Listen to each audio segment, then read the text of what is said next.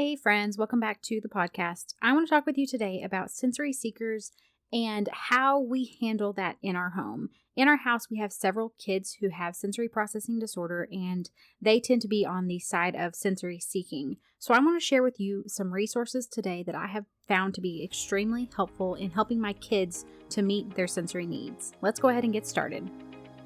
Welcome to the Special Kind of Motherhood podcast. This podcast is for moms who are parenting differently abled children.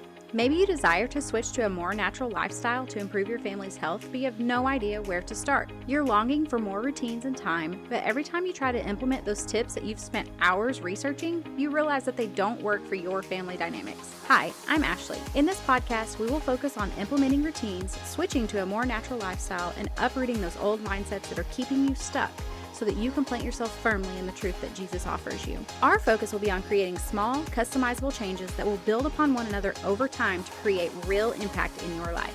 If you want to hear from a mama who has been raising several children with special needs and who knows how important it is to do this in a way that's sustainable and that doesn't add to your overwhelm, then this is the podcast for you.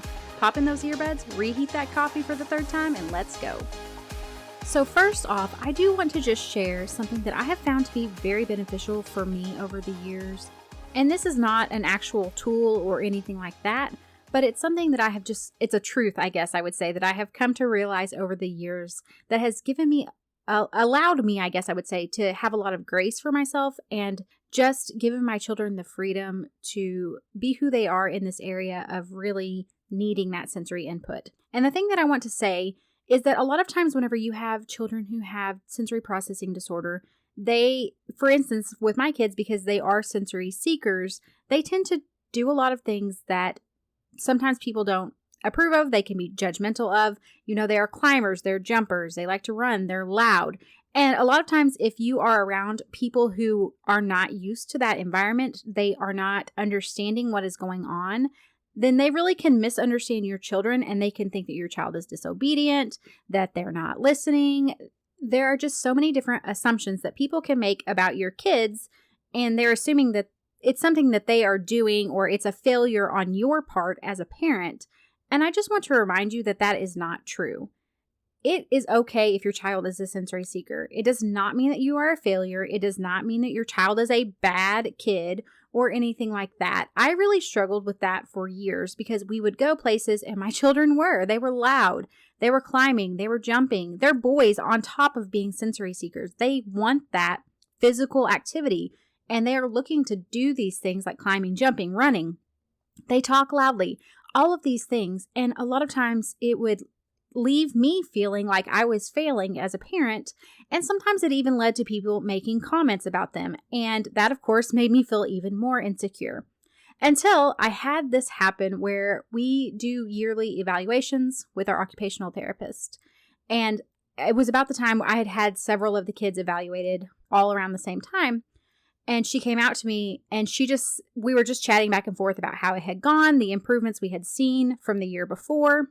And I remember that she said to me, "You have a family full of sensory seekers, and I don't know how you keep up with them all day long." She asked me, do you have a lot of equipment and stuff for them to climb on and just get their energy out? And I said, yeah, we basically have a playground in our backyard. But, it was just one little comment from her, but it actually provided me with such a sense of relief because I finally realized that it was not a failure on my part as a mom that my kids had these needs. And it wasn't as if I was not providing or guiding them enough, and so they were acting out. It was actually a need that they had that needed to be met. It was not a fault on their part. It was not a fault on my part. It was what it was. And there was nothing wrong with it. Yes, it did mean that we had to make some adaptations and that I, have to be a little bit more sensitive about where they're at before we go to certain places. Like, are they already kind of wound up? Can I take them outside for a while to get some energy out?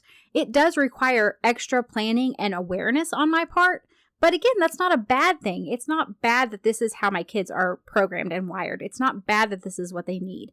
It does, however, mean that I do have to approach life and making sure that they are getting that sensory input in a different manner than those around me. Like I said, it means being more aware of the fact that, hey, if I'm wanting to go to this event and I'm hoping that they are going to be okay, then I need to make sure they have not had any screen time.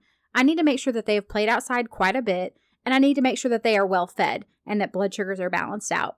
And that has really helped me to just understand and to give myself the grace that even whenever people will make comments, because we all know people will make comments, people who don't desire to take the time to understand, they're always going to make comments. But what it has helped me with is it has given me the freedom to just let them roll off my back. I don't have to let someone else's opinion of me or of my kids who has not taken the time to understand us define who I know that they are and who I know that I am. And so I just want to offer you that little bit of encouragement first and foremost before I get into these tools, because I actually think that while all of these resources are great, that single statement made by our occupational therapist was really freeing for me. And if I can offer someone else that same freedom of realizing you're not a failure, it's not your fault, it's not your child's fault either. It just is the way that their brain is wired, and it's okay. And it's great to try to figure out ways to help them to get those needs, those sensory needs met, and to be very aware and sensitive to what's going on, especially when you have plans to go places. But again, that's not a bad thing. It doesn't mean failure. So just rest in that and know that it's okay. So with this list, I believe I have 12 different resources that I have used or currently use in our home. And what I want to say with this is just the fact that this is something that's going to be very customized for your child. It is going to take, honestly, what it has taken me is years to figure out for each child and a lot of trial and error. And I just want to say that I think that the goal has to be going into it is understanding that this is really you learning your child, being very aware, being very watchful, figuring out what works for them, what doesn't work for them, what do they respond positively to, what seems like it's making it worse. You kind of have to be a detective. And the good thing for me is I am very much a people observer. I'm very sensitive to people's attitudes and actions and their facial expressions around me. And so that has been very beneficial for me because I tend to be very sensitive and attuned to what's going on with my children. And so I want to encourage you as you go through this, especially as I'm giving 12 different resources, that can feel a little bit overwhelming. So just start with one and then just be very watchful and mindful and see what kind of changes are you seeing in your child, changes for the better, no changes at all, or some for the worse. And then move on from there and try to figure out what is actually going to work for your child. I also highly recommend if you have a child with SPD, if they are going to an occupational therapist, go talk to your occupational therapist and ask them because they know your child very well and they're going to be able to really help you to kind of pinpoint and narrow down faster what it is that might work for your child. And they're not going to be able to maybe tell you everything that would work, but they're going to be able to point you in the right direction whenever they see, is your child a sensory seeker or a sensory avoider? What is it that maybe they have some resources that they are using in therapy that they can share with you? I always recommend really partnering with the therapists that are working with your child to come up with a game plan together to communicate so that you're all working on the same thing, you're on the same page. That has really helped us throughout the years of really just becoming friends and of working with the therapists that work with my children, because that means that we're kind of giving that united front and giving my children the best care possible. Okay, so number one for me is that we do try to limit screen time. I do have a couple of episodes previously about screen time and why we do this, and I will link those below. But that absolutely has a direct effect on my children and their overstimulation and just their ability to focus and also their ability to sleep. So limiting screen time is a very, very important one for us. Number two would be that I try to have like relaxing or praise music in the background playing, especially, not all the time, but especially when things are feeling very chaotic and my children are very wound up. Then I'm having either praise and worship music or some kind of relaxing piano music playing in the background in my home. And I do very frequently notice a difference in my children being able to settle whenever I do choose to be intentional about getting some kind of relaxing music on. Number three for me would be like an oral sensory toy. We've had several different kinds. There are some that you can get on Amazon. I will see if I can find it and link it below. But it's just like a rubber chew toy, basically. I think they're called chewies. I can't remember exactly. We have used those throughout the years and found them to be very helpful, especially whenever you have a child who really wants that oral sensory input. And they also make them in necklaces and just tons of different varieties, different shapes, things like that. We've also had bracelets before, I believe. There's just a lot of variety that you can get with that I have found to be very helpful. Number 4 would be weighted blankets. For us, this can be hit or miss. I have a child who can't stand blankets, really loves like tight hugs and things like that, but cannot stand blankets. So while it would be beneficial for him to have the blanket, he just won't tolerate it. And then I have another child who it works very well for. So again, it's getting to know your specific children and their needs. But I have found that can be very helpful. To be honest, I have found it very helpful for myself. I have a weighted neck wrap that you can heat up or cool down that I love. It really helps me because I carry a lot of stress in my shoulders, as a lot of us do. And it really helps me to have that weight on my shoulders. I will do that honestly a couple times a day, and it relaxes me a lot. So I absolutely understand why it is helping my children. It really helps to calm the nervous system down. So I've just found it to be very beneficial. We have a couple of weighted blankets in our house, and I love them. I want a giant one for my bed, but maybe at some point I'll get one. Okay, number 5 would be, we actually have, I'll try to link this below too, because it's kind of hard to explain, but it is an inflatable sensory pod. So you just blow it up, and it honestly looks like a canoe, but it comes together kind of narrow so a child can sit down in it. And again, it works well for my child who does not like blankets, but he can get down in it, and it's still giving him that snug feeling without the blanket. And so that has been very beneficial for him as well. And I will link it below just so you can get a look at what it is I'm talking about. Number 6 is swings. Oh my goodness, swings have been such a lifesaver in our home. We have swings outside. We have swings inside. My husband has put holes in the ceiling and mounted them to studs or whatever he does in order for us to have swings in our home. And it has helped my children so much to be able to regulate, to self-regulate. They can go to a room and they can swing whenever they are getting overwhelmed. And that's the goal, is for our children to learn how to self-regulate. And so we always have some kind of swing or pod or something inside of our house, especially because a lot of times if it's raining outside and my kids can't get outside to get rid of some energy and climb and jump, then they tend to struggle more. So having something inside the house has been very, very beneficial for us. Okay, number 7 is we have the little wiggle seats. So you can put those in a chair or something like that. This is really helpful if you're wanting a child to sit for a while and they're struggling with sitting. Sometimes getting those inflatable wiggle seats will help them to be able to actually sit and focus even just for a short period of time. That can be very beneficial for schoolwork or reading time or things like that. Number 8 would be like a spin toy.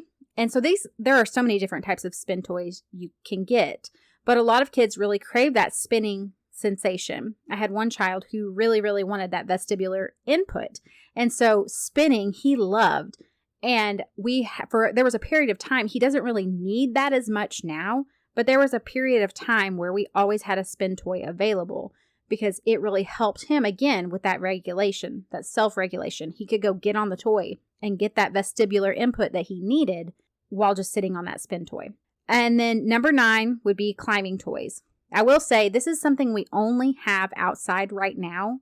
My husband and I would love to get some kind of climbing toy inside of our house. But because of space, we just have not been able to figure out the logistics of that yet. But especially for like the rainy season and the winter season, it would really help my sanity if my children had the ability to have a specific designated area where they could climb. And there are specific climbing toys you can get inside. We just have not been able to do that yet. But we do have a lot of different areas and climbing toys outside that they can get on and just get that kind of sensory input as they need it. Number 10 for us would be water toys. I have a lot of kids who love water play. It's a great sensory activity for them. It's something they really love and enjoy. I am all about water safety.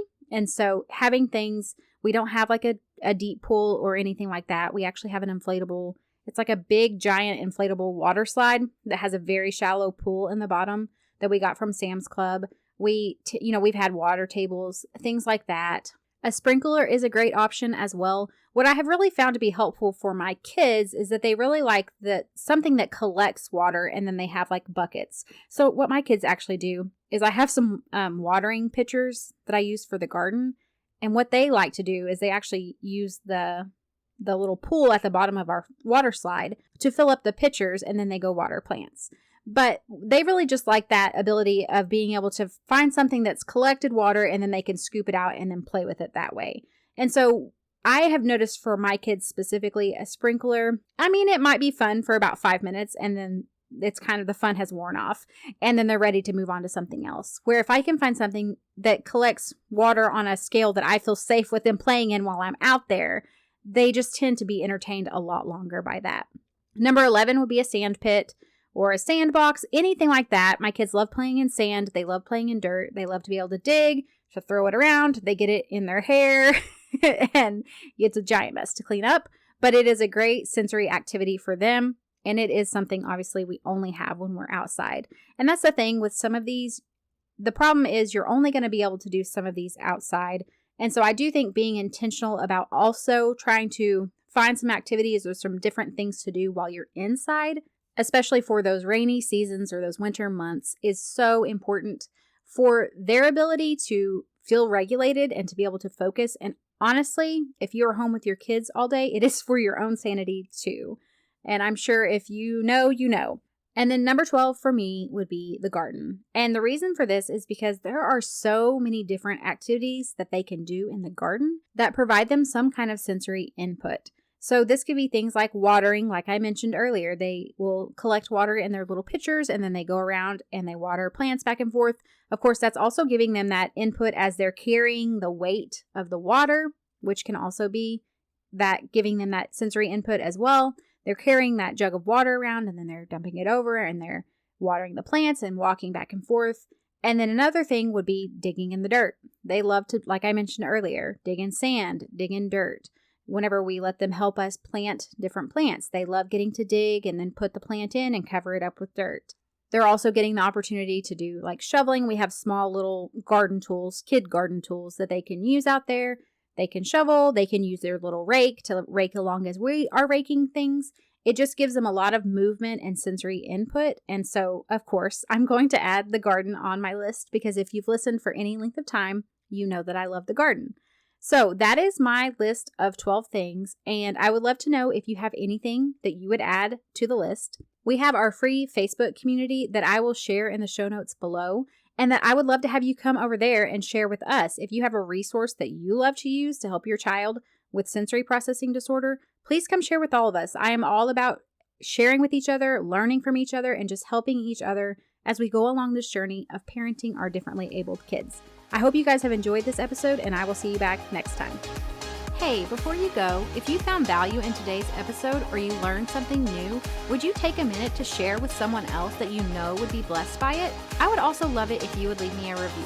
This lets me know that you're enjoying the show, and I love hearing from you. You can connect with me further over on Facebook or Instagram. Until next time, rejoice in hope, be patient in tribulation, and be constantly in prayer. Romans 12:12.